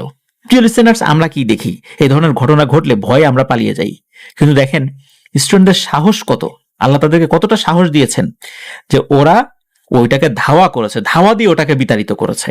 আর একটা বারের জন্য ভাবুন, হরিণের মতো একটা অবয়ব, যার মাত্র 2টো পা, সামনে একটা পিছনে একটা, মাথা 3টা, আর 3টা মাথা মানুষের মতো। আর মানুষের মতো যে 3টা মাথা, এই 3টা মাথাই পরিচিত। এর মধ্যে একটা মাথা যার, সে অলরেডি উপস্থিত আছে মাদ্রাসায়, বাবুর্চি দাদা। কতটা ভয়ানক সিচুয়েশন আপনার একবার চিন্তা করুন। ছোট্ট ঘটনা ছিল, তবে আমার কাছে বেশ ভালো লেগেছে ঘটনাটি। প্রিয় লিসেনার্স, আশা করছি এই ঘটনাটি আপনাদের কাছেও ভালো লেগেছে। ধন্যবাদ জানাচ্ছি আমর ভাইকে, যিনি ঘটনাটি পাঠিয়েছেন। গোলাম রব্বি ভাইকেও ধন্যবাদ জানাচ্ছি, যার সাথে ঘটনা ঘটেছিল। গোলাম রব্বি ভাইয়ের সাথে আরো অনেক ঘটনা আছে, উনি পরবর্তীতে আমর ভাইয়ের মাধ্যমে পাঠাবেন বলে জানিয়েছেন। তো আশা করছি গোলাম রব্বি ভাইও ঘটনাটি শুনেছেন। এই যে আমরা যেটা এখন প্রচার করলাম, আশা করছি আপনার মাধ্যম দিয়ে আরো ঘটনা, বা আমর ভাইয়ের মাধ্যম দিয়ে আরো ঘটনা ইনশাল্লাহ আমরা পাবো। ওয়ালাইকুম রাসেল ভাই, আপনাকে অসংখ্য ধন্যবাদ আমাকে সুযোগ করে দেওয়ার জন্য। আজকে যে ঘটনাটি পাঠিয়েছেন, সে একজন ট্রাক ড্রাইভার। তার অনুরোধে তার নাম পরিচয় গোপন রাখছি। তিনি দাবি করেছেন বহু বছর আগে বাংলাদেশের এক নির্জন মহাসড়কে ঘটে যাওয়া এই ঘটনার পর তিনি আর কখনো গভীর রাতে একা ট্রাক চালাতে পারেননি। ঘটনাটি শুরু হয় বর্ষার এক রাতে। রাত তখন প্রায় 1টা। চারদিকে ঝিরঝিরে বৃষ্টি। রাস্তার দুই পাশে বিশাল বটগাছ। মাঝে মাঝে বিদ্যুতের ঝলকানিতে পুরো হাইওয়েটা কয়েক সেকেন্ডের জন্য আলোকিত হয়ে আবার অন্ধকারে ডুবে যাচ্ছিল। আমি পাথর বোঝাই ট্রাক নিয়ে উত্তর দিক থেকে দক্ষিণে যাচ্ছিলাম। পুরো রাস্তা প্রায় ফাঁকা। অনেকক্ষণ ধরে কোনো গাড়ি আমার চোখে পড়ছিল না। হঠাৎ আমার গাড়ির রেডিও নিচ থেকেই কেন জানি না বন্ধ হয়ে গেল। আমি ভাবলাম হয়তো তারে কোনো সমস্যা হয়েছে। আর ঠিক তখনই ট্রাকের কেবিনের ভিতরটা অস্বাভাবিক ঠান্ডা হয়ে গেল। জানালাগুলো বন্ধই ছিল, এসিও চলছিল না। তারপর সামনে হেডলাইটের আলোয় দেখলাম রাস্তার মাঝখানে সাদা কাপড় পরা একজন মানুষ দাঁড়িয়ে আছে। আমি দ্রুত ব্রেক চাপলাম, কিন্তু ট্রাকটা তার গায়ে লাগার আগেই সেই অবয়টি ধোয়ার মতো কেন জানি না মিলে গেল। আমি ভেবেছিলাম হয়তো চোখের ভুল। আমি আবারও গাড়ি চালাতে শুরু করলাম। প্রায় 5 মিনিট পর পিছনের মিররে তাকিয়ে দেখি ট্রাকের পিছনে একই সাদা অবয়ব দাঁড়িয়ে আছে। প্রায় 5 মিনিট পর আমি পিছনের মিররে তাকিয়ে দেখি ট্রাকের পিছনে একই সাদা অবয়বটি দাঁড়িয়ে আছে। কিন্তু এটা কিভাবে সম্ভব? ট্রাক তখন আমার ঘন্টায় 80 কিলোমিটার গতিতে চলছে। কেউ কিভাবে পিছনে হঠাৎ দাঁড়িয়ে থাকতে পারে? আমি আবারও তাকালাম। এবার আর কাউকে আমি দেখতে পেলাম না। নিজেকে বুঝিয়ে বললাম হয়তো ক্লান্তির কারণে ভুল দেখেছি। কিন্তু ঠিক তখনই কেবিনের ভিতর থেকে ভেসে এলো খুব নিচু স্বরে কারো কথা, থামাবেন না। আমি চমকে চারদিকে তাকালাম। কেবিনে আমি ছাড়া আর কেউ নেই। স্টিয়ারিং শক্ত করে ধরে সামনে তাকাতেই দূরের রাস্তার উপর আবারও সেই সাদা অবয়বটি দাঁড়িয়ে থাকতে দেখলাম। কিন্তু এবার সে একা নয়, তার পাশে আরও কয়েকটি লম্বা ছায়ামূর্তি ধীরে ধীরে মাথা ঘুরিয়ে আমার ট্রাকের দিকেই তাকিয়ে আছে। আমি ভেবেছিলাম হয়তো এটা আমার মনের ভুল। সামনের রাস্তার মাঝখানে দাঁড়িয়ে থাকা সাদা অবয়বগুলো দিকে ট্রাক যতই এগোচ্ছিল ততই মনে হচ্ছিল তারা যেন আরো লম্বা হয়ে যাচ্ছে। হেডলাইটের আলো তাদের গায়ে পড়লেও কোনো ছায়া পড়ছিল না। আমি জোরে হর্ন বাজাতে শুরু করলাম। একবার না, দুবার না, তারপর একটা না অনেকবার আমি হর্ন বাজাচ্ছিলাম, কিন্তু তারা 1 ইঞ্চিও সরল না। আর ঠিক তখনই ট্রাকের ইঞ্জিন কেঁপে উঠল। স্পিড মিটারে কাঁটা ধীরে ধীরে নিচে নামতে লাগলো, অথচ আমি অ্যাক্সিলারেটরটি পুরো চাপ দিয়ে রেখেছি। হঠাৎ সব অবয়ব একসঙ্গে অদৃশ্য হয়ে গেল। আমি স্বস্তির নিঃশ্বাস ফেলতেই পেছনে মিররে তাকাতেই আমার বুকের ভিতর যেন হিম হয়ে গেল। সবগুলো অবয়ব এখন ট্রাকের ঠিক পিছনেই দাঁড়িয়ে, কিন্তু ট্রাক তো তখনও চলছিল। এটা কিভাবে সম্ভব? পরের মুহূর্তেই ট্রাকের বডির ওপর ধুমধুম করে শব্দ হতে লাগলো। মনে হচ্ছিল কেউ ভারী কিছু নিয়ে ছাদের উপর হাঁটছে। আমি সাহস করে জানালার কাজ সামান্য নামিয়ে কান পাতলাম। শব্দটা এবার আরো পরিষ্কার, কারো ধীরে ধীরে পায়ের আওয়াজ এক প্রান্ত থেকে অপর প্রান্ত। তারপর কেবিনের ডান পাশের দরজায় 3 বার টোকা পড়ল, টক টক করে। আমি তাকালাম। দরজার কাছের উপরে কেউ নেই, কিন্তু কাছের উপর ধীরে ধীরে ভেজা হাতের 5টি আঙ্গুলের ছাপ যেন ফুটে উঠল। আমার হাত পা ঠান্ডা হয়ে গেল। আর ঠিক তখনই ট্রাকের রেডিও, যা অনেক আগেই বন্ধ হয়ে গিয়েছিল, তা হঠাৎ নিচ থেকে চালু হয়ে গেল। কিন্তু কোনো গান বাজছিল না, শুধু ভাঙা ভাঙা একটি কণ্ঠ বারবার একই কথা বলছিল, পেছনে তাকিও না, পেছনে তাকিও না। আমি নিজেকে সামনে তাকিয়ে গাড়ি চালাতে লাগলাম। কিন্তু কয়েক সেকেন্ড পরেই কেবিনের ভিতর থেকে খুব কাছে কারো ঠান্ডা নিঃশ্বাসের শব্দ আমি শুনতে পেলাম। মনে হচ্ছিল আমার ঠিক পিছনের সিটে কেউ বসে আছে। আমি ধীরে ধীরে পিছনে মিররের দিকে তাকিয়ে চোখ তুললাম, আর সেখানে যা দেখলাম তা আমি আজও ভুলতে পারিনি। আমি ধীরে ধীরে পিছনে মিররে তাকিয়ে দেখলাম পিছনের সিটে সত্যি কেউ বসে আছে। তার মুখ দেখা যাচ্ছে না, মাথাটা নিচু, গায়ে ভেজা সাদা চাদর, লম্বা কালো চুল মুখ ঢেকে রেখেছে। অথচ ট্রাকের সব দরজা ভিতর থেকে লকই করা ছিল। আমি সাহস করে পেছনে আবারও ঘুরে তাকালাম। সিটটি এবার পুরোপুরি খালি। আবার মিররে তাকাতেই সেই অবয়টি যেন পিছনেই বসে আছে। এবার সে ধীরে ধীরে মাথা তুলছে। আমি আর তাকিয়ে থাকতে পারলাম না, চোখ সরিয়ে সামনের দিকে মন দিলাম। আর ঠিক তখনই ট্রাকের ইঞ্জিন এক ঝুঁকিতে যেন বন্ধ হয়ে গেল। ট্রাক ধীরে ধীরে রাস্তার মাঝখানেই থেমে গেল। চারপাশে শুধু বৃষ্টি আর বাতাসেরই শব্দ। হেডলাইটের আলোয় সামনে একটি পুরনো মাইল ফলক দেখা গেল। সেখানে কাদামাখা অক্ষরে লেখা, সতর্কতা, সামনে দুর্ঘটনা প্রবণ এলাকা। আমি ইঞ্জিন স্টার্ট দেওয়ার অনেক চেষ্টা করলাম, একবার, দুবার, তিনবার। ইঞ্জিনে যেন কোনো সারা শব্দই নেই। হঠাৎ কেবিনের বাইরে কারো ধীর পায়ের শব্দ শুনতে পেলাম, টক টক টক। শব্দটা ট্রাকের চারপাশেই যেন ঘুরছে। তারপর ড্রাইভারের জানালার পাশে এসে যেন থেমে গেল। আমি নিঃশ্বাস বন্ধ করে বসে রইলাম। কয়েক সেকেন্ড পরে জানালার কাছে ধীরে ধীরে একটি ফ্যাকাশে মুখ যেন ভেসে উঠল। মুখটি নিঃশব্দে আমার দিকেই তাকিয়ে আছে। কোনো রাগ নেই, কোনো হাসি নেই, শুধু অস্বাভাবিক স্থির দুটি চোখ। আর ঠিক তখনই দূরে আরেকটি ট্রাকের হেডলাইটে দেখা গেল আলোটা কাছে আসতেই জানালার মুখটি এক মুহূর্তে যেন মিলিয়ে গেল। এর সঙ্গে আমার ট্রাকের ইঞ্জিন নিচ থেকেই চালু হয়ে উঠল। আমি আর সেখানে এক সেকেন্ডও দাঁড়াইনি। পূর্ণ গতিতে ট্রাক চালিয়ে এলাকাটা ছেড়ে বেরিয়ে এলাম। কিন্তু ভোরের দিকে একটি চায়ের দোকানে থামার পর দোকানদার আমার দিকে তাকিয়ে অবাক হয়ে বললেন, ভাই, আপনার ট্রাকের পেছনে কাদা দিয়ে একটা হাতের ছাপ আছে, আর মনে হচ্ছে কেউ অনেক দূর পর্যন্ত ট্রাকের পেছন ধরে ঝুলে আসছে। আমি কাঁপতে কাঁপতে ট্রাকের পেছনে গেলাম।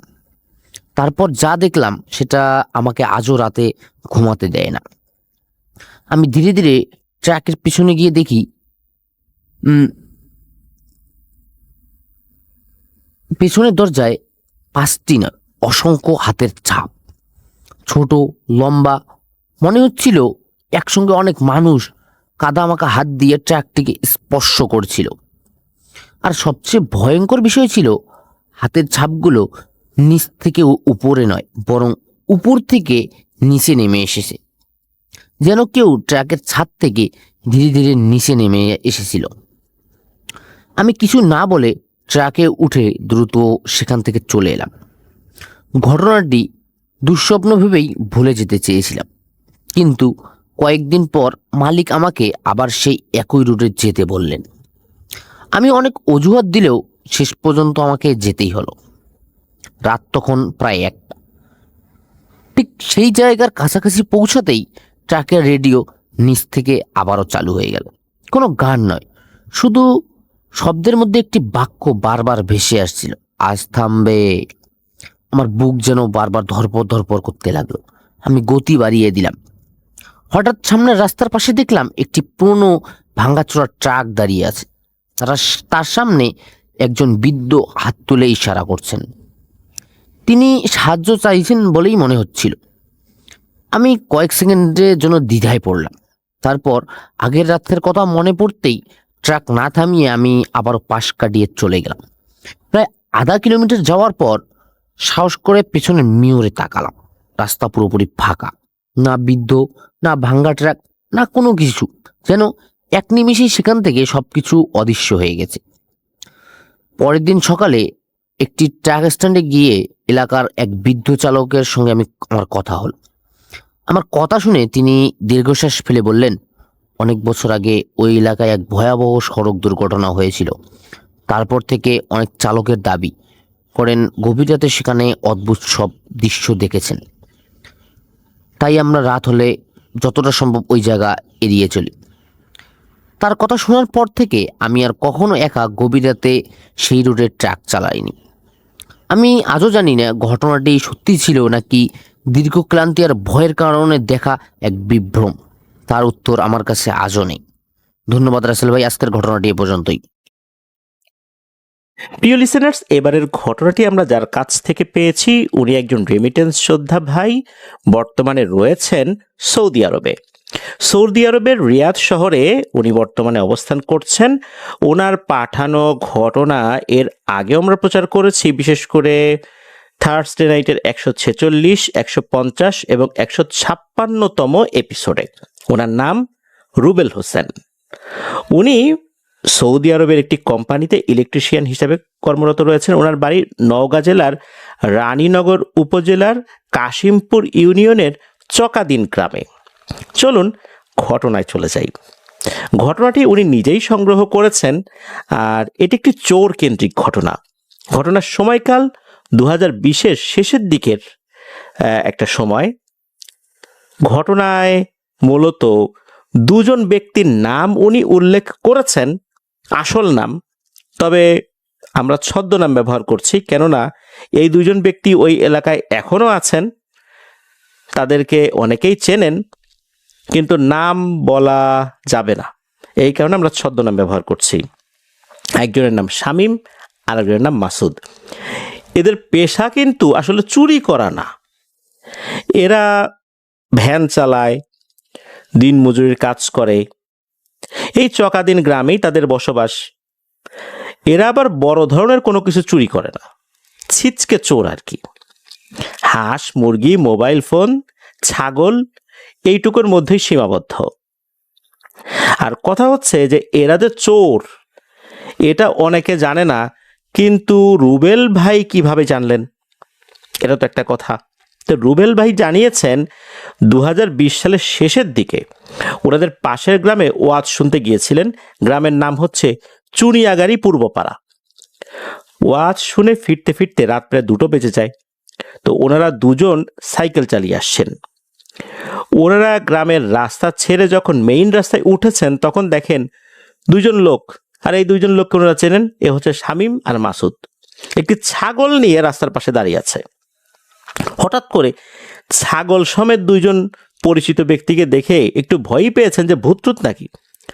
পরে দেখেন না, এই দুইজনকে চেনেন, সাথে আবার একটা আস্ত ছাগলও রয়েছে।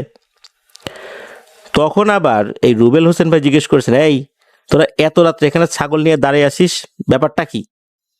ওরা কথা বলে না। এমন সময় দূর থেকে শোনা যাচ্ছে, এই আমার ছাগল নিয়ে গেছে রে, আমার ছাগল চুরি হয়ে গেছে রে, এই বলে চিৎকার চেঁচামেচি করছে তারা। তখন এই রুবেল হোসেন ভাই আর ওনার সাথে ওনার চাচাতো ভাই ছিল, তারা বুঝতে পারলেন যে এরাই হচ্ছে চোর। যখন বুঝে ফেলেছেন এই দুইজন, তখন ওই চোর দুজন বলছে যে ভাই রে, আমাদেরকে ধরাই দিস না, কথা দিচ্ছে আর চুরি করব না। তখন এই রুবেল হোসেন ভাই এবং তার চাচাতো ভাই এই দুজনের কাছ থেকে প্রতিশ্রুতি নেন যে ঠিক তো, ওয়াদা কর আর চুরি করবি না, তা না হলে কিন্তু গ্রামে বলে দেব। তো ওনারাও প্রতিশ্রুতি দেন যে আর চুরি করবেন না। তো ওনারা দুজন চলে আসছেন, আর চোরও ওই ছাগল নিয়ে পগার পার। এই ঘটনার 3 মাস পর 2021 সালে তাদের সাথে ঘটে এক ভয়ঙ্কর ঘটনা। সময়টা ফেব্রুয়ারি মাস হতে পারে। আর ওনাদের সাথে যেটা হয়েছিল, অর্থাৎ এই যে চুরি করতে গিয়ে দেখা হয়েছিল, এটা ঘটেছিল ডিসেম্বর মাসের শুরুর দিকে, অর্থাৎ 2020 সালের ডিসেম্বর মাসের শুরুর দিকে। এক রাতে, রাত 2টো কি 2:30 বাজে, এই দুই ছিচকে চোরের উদ্দেশ্য হচ্ছে ছাগল চুরি। এরা যে বাড়িতে চুরি করতে যাচ্ছে এটা মূলত একটা হিন্দু পাড়া, অর্থাৎ ওই হিন্দু পাড়ার একটা বাড়িতে ওরা দিনের বেলা যেখানে দিন মজুর করতো বা দিন মজুরি যেখানে করতো সেখানে আশেপাশে দেখতো কোন বাড়িতে কয়টা ছাগল আছে, ছাগলগুলো কোথায় রাখা হয়। ওই গোয়াল ঘর দেখলেই বোঝা যেত যে ওইখানে আসলে নিরাপত্তা ব্যবস্থা কেমন, ওখান থেকে ছাগল চুরি করাটা সহজ হবে নাকি কঠিন হবে। সেই বাড়িতে কয়টা হাঁস মুরগি আছে, ওই বাড়ির লোকজন মোবাইল ফোন কোথায় চার্জে লাগায়, অর্থাৎ রাতের বেলা ঘুমানোর সময় তারা জানালার কাছাকাছি যে পয়েন্ট রয়েছে, ইলেকট্রিক পয়েন্ট, সেখানে চার্জে লাগাতে পারে। তো এইরকম ভাবে ওরা বিভিন্ন জিনিসগুলো দেখতো, আর রাতের বেলা তাদের কার্য হাসিল করত। দিনের বেলা তো দেখে রেখেছিল যে কোন বাড়িতে যাবে, সেই উদ্দেশ্যেই তারা বের হয়ে পড়ে। তো ওই হিন্দু পাড়ায় যেতে হলে প্রথমে একটা মাঠ পাড়ি দিতে হবে। ওই মাঠের মধ্যে দিয়ে তারা যখন যাচ্ছে, হঠাৎ করে দেখে একটা ছাগল রাস্তার মধ্যে দাঁড়িয়ে আছে। বেশ নাদুস নুদুস ছাগলই আর কি। এটা দেখে তো এরা তো বেজায় খুশি। এই শামীম আর মাসুদ এই দুজন বলা বলি করছে, আরে দেখ মেঘনা সাইটেই তুফান, যাচ্ছি ছাগল চুরি করতে আর আমাদের সামনে একটা ছাগল দাঁড়িয়ে আছে, ধর এটাকে। এই বলেই দুইজন ওই ছাগলটাকে ধরার চেষ্টা করছে, কিন্তু না, কোনোভাবেই এই ছাগলটিকে ধরতে পারছে না। ছাগলটা আবার দৌড়ে যে অনেক দূর চলে যায় তাও না, যখনই ধরতে যায় লাফ দিয়ে আর একটু দূরে সরে যায়, ওখানে গিয়ে দাঁড়িয়ে থাকে। আবার যখন এরা ওইটার কাছে গিয়ে ধরার চেষ্টা করে তখন 5-6 হাত দূরে চলে যায়, ওখানে গিয়ে দাঁড়িয়ে থাকে, পালায় যায় না। এরকম বেশ কিছুক্ষণ চেষ্টা করার পরও যখন ওইটাকে ধরতে পারলো না, তখন দেখে আর একটা ছাগল একই রকম দেখতে। তখন এরা আরো খুশি হয়। এই মাসুদ তখন শামীমকে বলে যে, শামীম তুই একটাকে ধর, আমি একটাকে ধরি। তখন দুজন মিলে দুটো ছাগলকে ধরার চেষ্টা করছে। তো অনেকক্ষণ হয়ে যায়, দুজনের কেউই ওই দুটো ছাগলকে ধরতে পারছে না। একটা পর্যায়ে দেখে তাদের আশেপাশে 10-12টা ছাগল রয়েছে, তাদেরকে ঘিরে দাঁড়িয়ে রয়েছে। ওরা চিন্তা করে কি ব্যাপার, এই 10-12টা ছাগল, একই সাইজের ছাগল কোত্থেকে আসলো। এই চিন্তা করতে করতে দেখে তাদের আশেপাশে হাজার হাজার ছাগল। আর তখন ঘটে একটা ঘটনা, ওই যে যেই দুটো ছাগলকে তারা ধাওয়া করার চেষ্টা করছিল, মানে যে যেটাকে ধাওয়া করার চেষ্টা করছিল, পরে সেই ছাগল তাকে মাথা দিয়ে ক্রমাগত আঘাত করতে থাকে। উঠে দাঁড়ায়, আবার মাথা দিয়ে আঘাত করে ফেলে দেয়, এইভাবে আঘাত করতেই থাকে। এইরকম হতে হতে একটা সময় তারা জ্ঞান হারায়। তারা যখন জ্ঞান ফেরত পায়, প্রথমে জ্ঞান ফেরত আসে মাসুদের যখন জ্ঞান ফেরত আসে তখন দেখে যে আস্তে আস্তে সকাল কেবল হচ্ছে। তখনও এই যে শামীম, সে অজ্ঞান হয়ে পড়ে আছে। মাসুদ তখন উঠে শামীমকে ডাকাডাকি করে, একটা পর্যায়ে শামীমের হুঁশ ফেরে। তখন দুজন উঠে যে যার বাড়িতে চলে যায়। এরা দুজনই কিন্তু বিবাহিত ছিল, আর রাতের বেলা এরা যে ছিচকে চুরি করত এটা আবার তাদের পরিবার জানতো। দুইজনের বাড়িও কিন্তু পাশাপাশি। তারা যখন সকালবেলা বাড়িতে গেছে তখন এদের ওয়াইফ যারা, তারা জিজ্ঞেস করছে যে কি ব্যাপার, মারধর খাইছো নাকি, সারা গায়ে মাটি টাটি লেগে আছে কেন? তখন এরা কোনো উত্তর দেয় না, ফ্রেশ হয়ে একটু ঘুমিয়েছে। সকালবেলা এই যে শামীম চোর, যে সে গেছে বাজারে কিছু শাকসবজি কেনার জন্য। তার ওয়াইফ বলছে বাড়িতে বাজার ঘাট নাই, যাও বাজারে যাও, একটু কেনাকাটা করে নিয়ে আসো।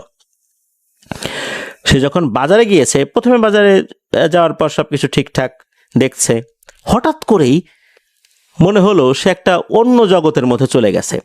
সে বাজারে এসে ঠিক আছে, কিন্তু বাজারে যত মানুষ সে দেখেছে, এখন দেখে একটা মানুষও নাই, প্রত্যেকটা মানুষ এক একটা ছাগলের রূপ ধারণ করেছে। অর্থাৎ দোকানদার যিনি বসে আছেন সেও ছাগল, যারা হাঁটাচলা করছে, কেনাকাটা করছে, এরাও ছাগল, মানুষের মতোই কথা বলছে। তো এই জিনিসটা দেখার পর সে দ্রুত বাড়িতে চলে আসে। বাড়িতে আসার পর রাতের বেলা কি হয়েছিল সেটা বলল, আর এই যে এখন বাজারে গিয়ে কি হয়েছে সেটাও বলল। তখন এই শামীম চোরের স্ত্রী পাশের বাড়ি একজনকে দিয়ে বাজার করিয়ে আনেন। ওই রাতে ঘটে আর একটা ঘটনা। এই যে শামীম আর মাসুদ যে যার ঘরে তো শুয়ে আছে, রাত যখন অনেক গভীর, এই দুজনেরই ঘুম ভেঙে যায়। দুজনই কিন্তু আলাদা আলাদা, তাদের বাড়ি ঘর তো আলাদা, তবে পাশাপাশি। এরা দুজনই দেখে জানে তাদের পাশে স্ত্রী সন্তান কোথায়, বিশাল বড় বড় ছাগল দেখা যাচ্ছে শুয়ে আছে। এইটা দেখার সাথে সাথে এক পাশ থেকে, মানে এক বাড়ি থেকে এই শামীম, আর এক বাড়ি থেকে এই মাসুদ, দুইজন তো চিৎকার চেঁচামেচি শুরু করেছে ভয়ে। আশেপাশের লোকজন চলে আসে এই দুজনের বাড়িতে, কি হয়েছে? তখন দেখে যে না, সবকিছু ঠিকঠাক। তার ওয়াইফও ঘুম থেকে জেগে গেছে, বাচ্চা কাচ্চাও ঘুম থেকে জেগে গেছে, লোকজন চলে আসছে, সবকিছু ঠিকঠাক। লোকজন এসে বলছে, কি হয়েছে রে? তখন বলে না, এই দুঃস্বপ্ন দেখছি আর কি। ওদিকে মাসুদ যে, সেও দুঃস্বপ্ন দেখেছে। লোকজন বলে যে কি ব্যাপার, একই সময়ে দুইজন দুঃস্বপ্ন দেখবে, এটা কিভাবে সম্ভব? প্রতিবেশী তো যে যার বাড়িতে চলে যায়। এদিকে এই দুইজন চিন্তা করছে যে হলোটা কি। ওই রাত্রে যে এরকম ঘটনা একে অন্যের বাড়িতে হয়েছে, দুইজনে কিন্তু জানতে পেরেছে, যেহেতু পাশাপাশি বাড়ি। এরা চিন্তা করছে যে আমরা কি একটা বিপদে না জানি পড়ে গেছি, কিন্তু এটা কেন হচ্ছে। পরের দিন দুজন ভ্যান গাড়ি নিয়ে বের হয়েছে। বের হওয়ার পর এই যে শামীম চোর, যে সে ভ্যানে তো যাত্রী উঠেছে, ও মানে উঠিয়েছে আর কি। কিছুটা পথ যাওয়ার পর সে দেখে আরে যাত্রী কোথায়, তার ভ্যানের উপরে 3-4টা ছাগল শুয়ে আছে। এইটা দেখার সাথে সাথে সে তো ভ্যান ফেলে দেয় এক দৌড়। এটা কিন্তু দিনের বেলার ঘটনা একদম।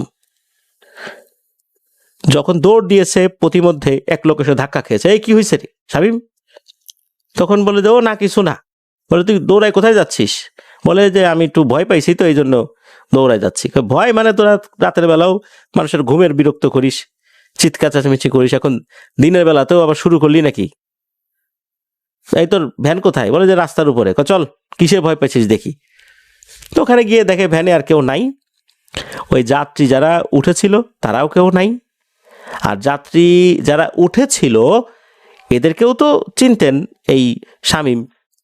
পরবর্তী তাদেরকে জিজ্ঞেস করা হলেও তারা বলেন কই না তো, আমরা তো তোমার ভ্যানে তো কেউ উঠি নাই, আমরা তো ওই সময় ওখানে ছিলামই না, ছিলাম অন্য জায়গায়।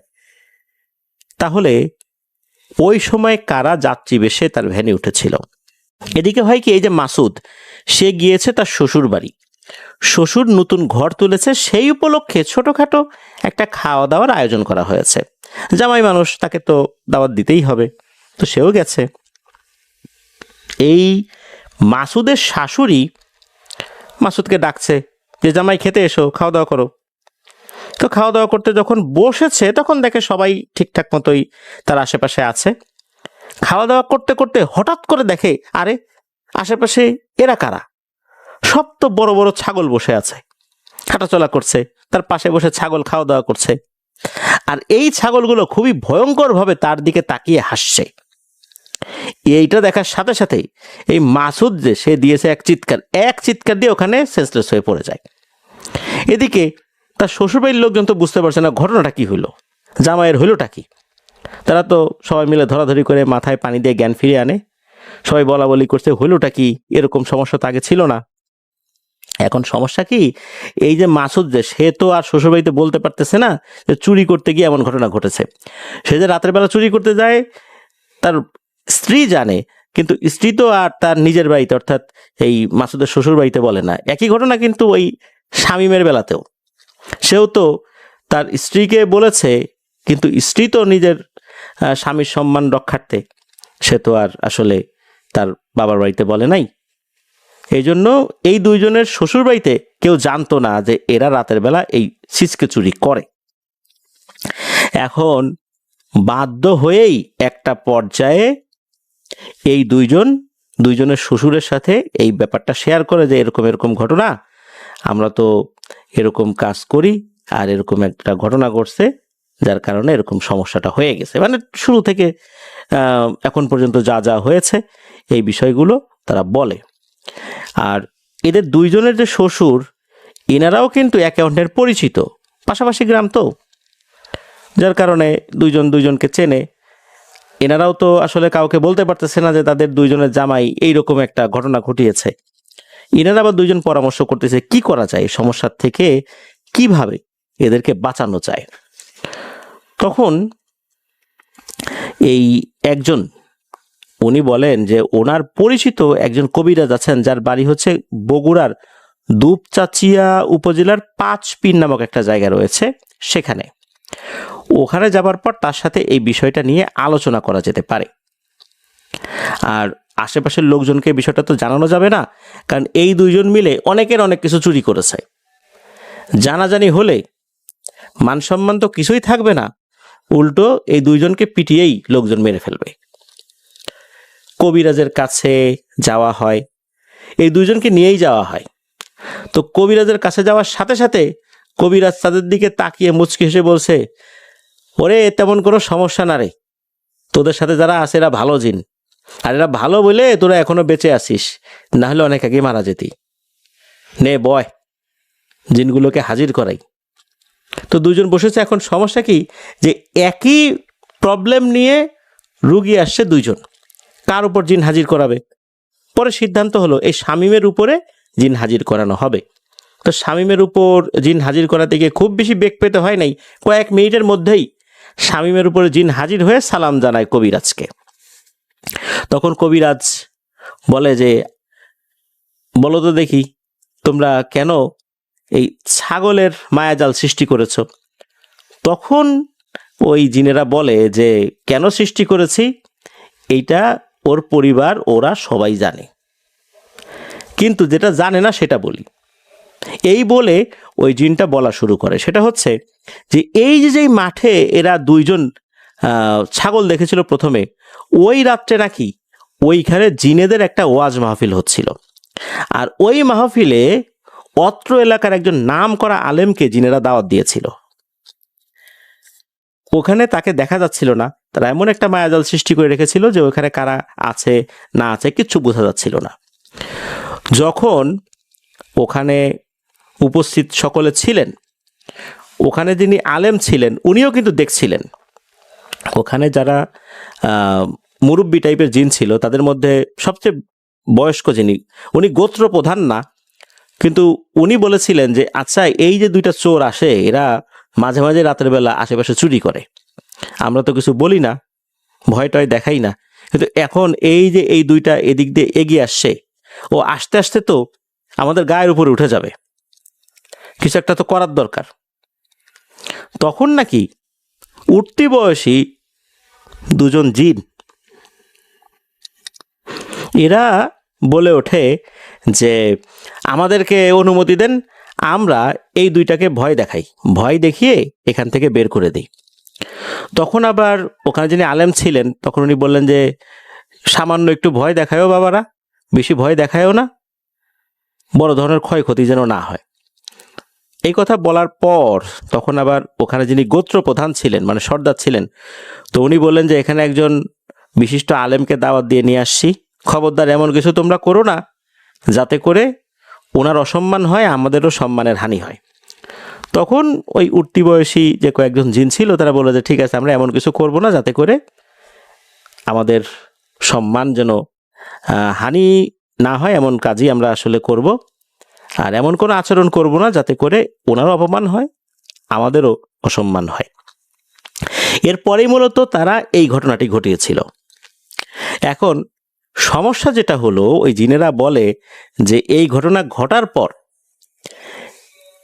যে কয়েকজন জিন এই ঘটনা ঘটেছিল, বিশেষ করে দুটো জিন, একদম উঠতি বয়সী জিন আর কি, তো এই দুটো জিন এরা নাকি তাদের সর্দারের কাছে গিয়ে অনুমতি চেয়েছিল যে এই দুই চোর যে শামীম এবং মাসুদ, এই দুটাকে আরেকটু শায়েস্তা করার জন্য।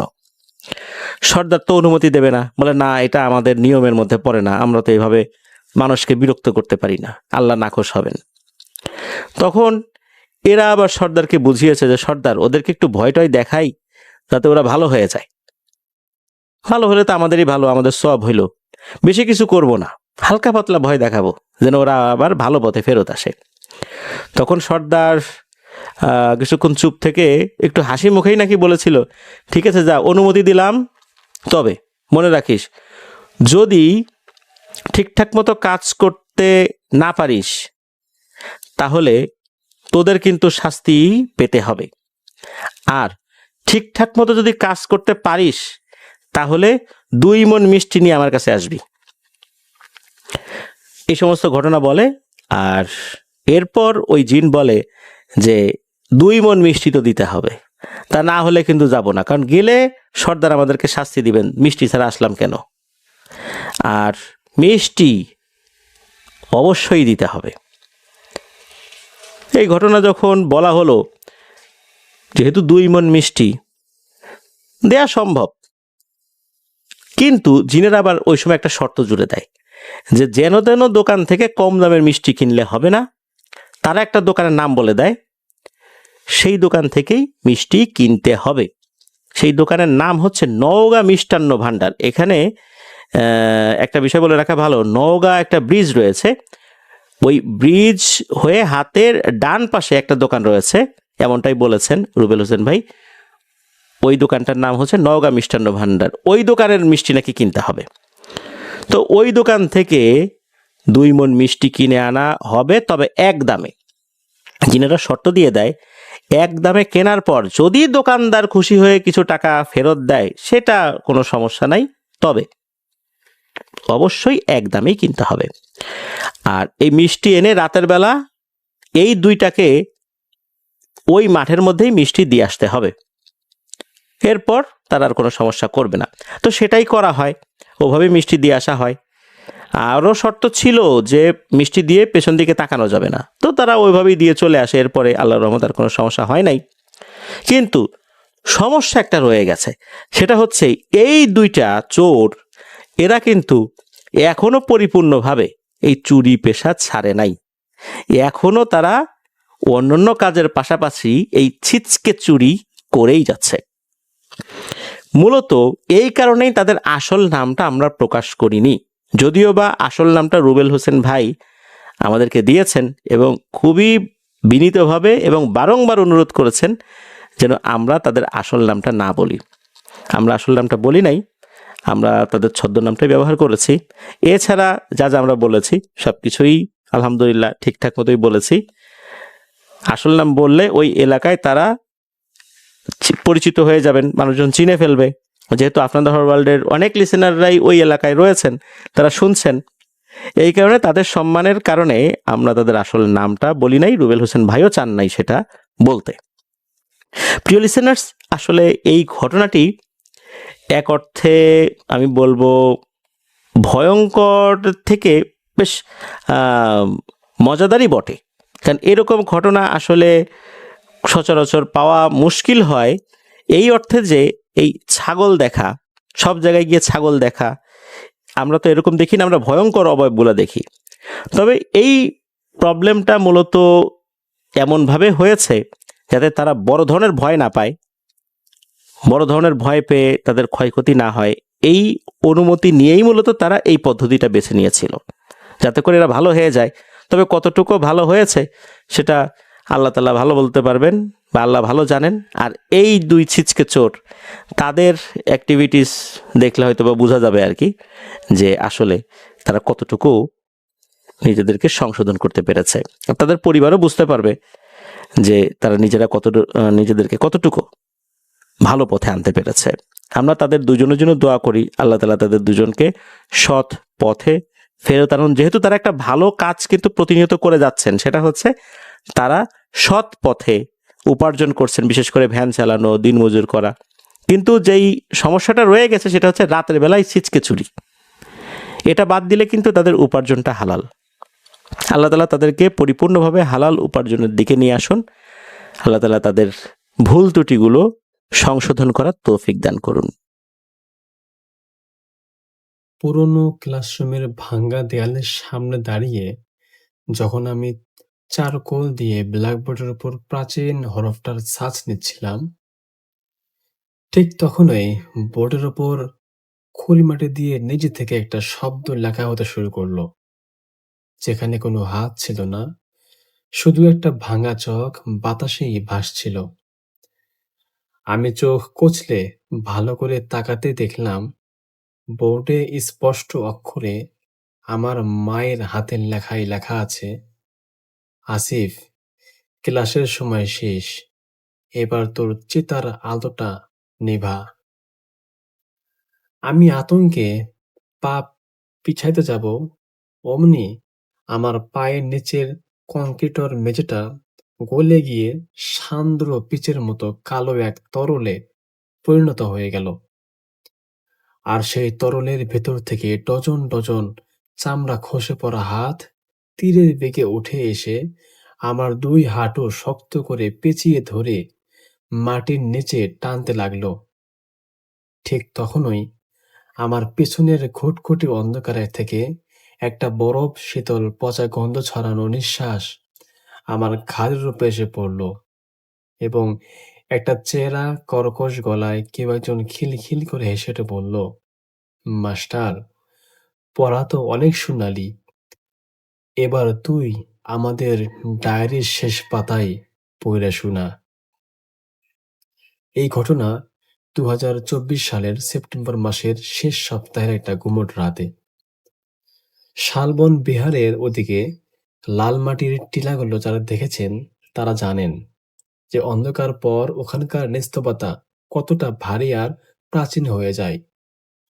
চারপাশের শাল গাছের পাতাগুলো বাতাসে যখন কাঁপতে কাঁপতো, মনে হতো শত শত অদৃশ্য মানুষ ফিস ফিস করে নিজেদের মধ্যে কথা বলছে।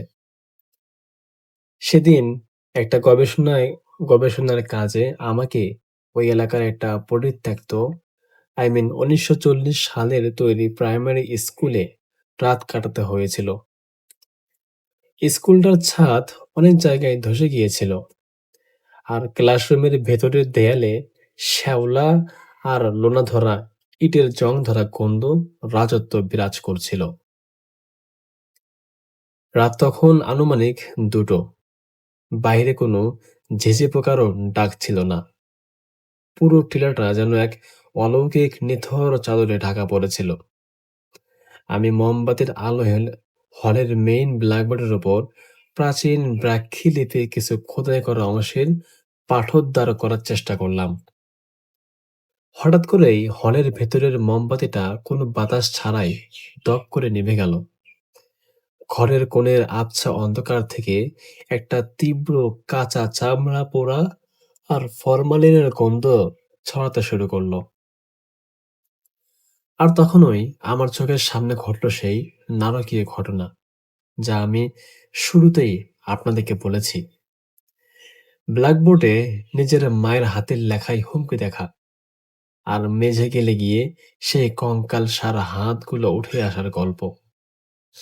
ভয়ে আমার হৃদয় স্পন্দন বন্ধ হয়ে যাওয়ার মতো উপক্রম হলো। ওই কুচকুচে কালো হাতগুলোর নখগুলো আমার ট্রাউজার ফুঁড়ে সরাসরি মাংসের ভেতরে ঢুকে পড়ছিল, আর আমি অনুভব করতে পারছিলাম যে আমার শরীরের সমস্ত রক্ত এক নিমিষে কেউ একজন চুষে নিচ্ছে। এবং সবচাইতে ভয়াবহ বিষয় কি ছিল জানেন?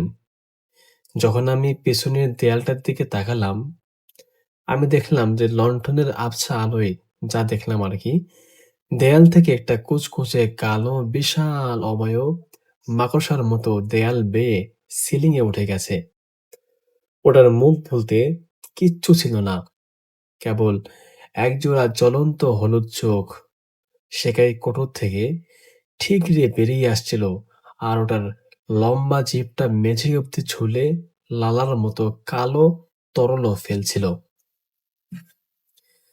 ওটার হাড়গোড় ভাঙ্গার একটা তীক্ষ্ণ ক্যাচ ক্যাচ শব্দ সরাসরি আমার মাথার মগজের ভেতরে প্রতিধ্বনিত হচ্ছিল। ওটা সিলিং থেকে সোজা আমার মাথার উপর ঝুলে পড়ার জন্য প্রস্তুত নিচ্ছিল। আমি জানতাম আর 1 সেকেন্ড দেরি হলেও আমার ঘাড় মোটকে ওই লাল মাটির নিচে সিলগালা করে দেবে। তাই আমি আমার ডান হাত পকেটে থাকা মেটালের ভারী স্ক্যাপারটা, অর্থাৎ যেটাতে লিপিগুলো পরিষ্কার করার ধারালো ছিনি, তা বের করলাম। আমি কোনো কিছু না ভেবেই আমি আমার শরীরের সব শক্তি দিয়ে আমার পা চেপে ধরা ওই প্রধান হাড়টার কবজির ওপর সজোরে একটা কোপ দিলাম। কোপ দেওয়ার পর কোন মানুষের মাংস কাটার শব্দ হলো না, মনে হলো কোনো শুকনো মরা ডালকে এক কোপে কেটে ফেলা হলো। এরপরেই একটা ফিসফিসে কর্কশ চিৎকার পুরো ক্লাসরুমের অন্ধকার ছিঁড়ে গেল, আর অমনি সেই বরফ শীতল হাতের বাঁধন আলগা হয়ে মেঝেতে আবার শক্ত কংক্রিটে পরিণত হয়ে গেল। এমন দেখার পর আমি আমার সুবর্ণ সুযোগকে কাজে লাগাই। আমি সেখানে আর 1 সেকেন্ডও দেরি করিনি।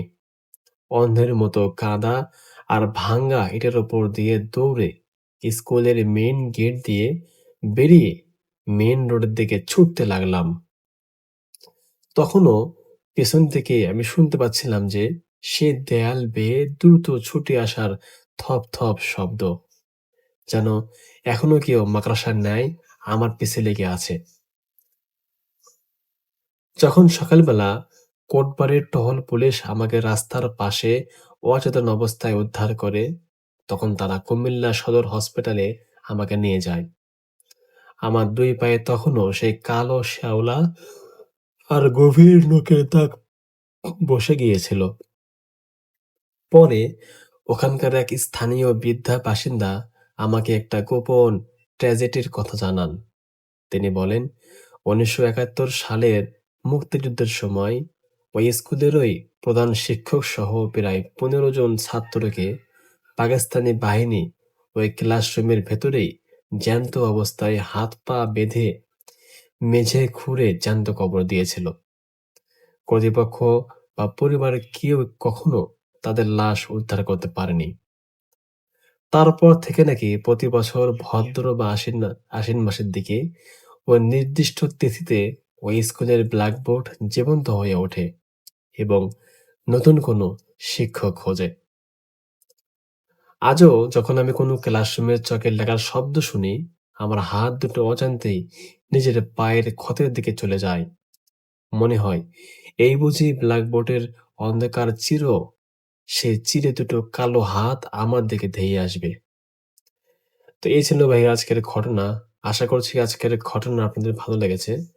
যদি ভালো লাগে আপনারা অবশ্যই লাইক, কমেন্ট, শেয়ার করবেন। দেখা হবে পরবর্তী কোনো এপিসোডে।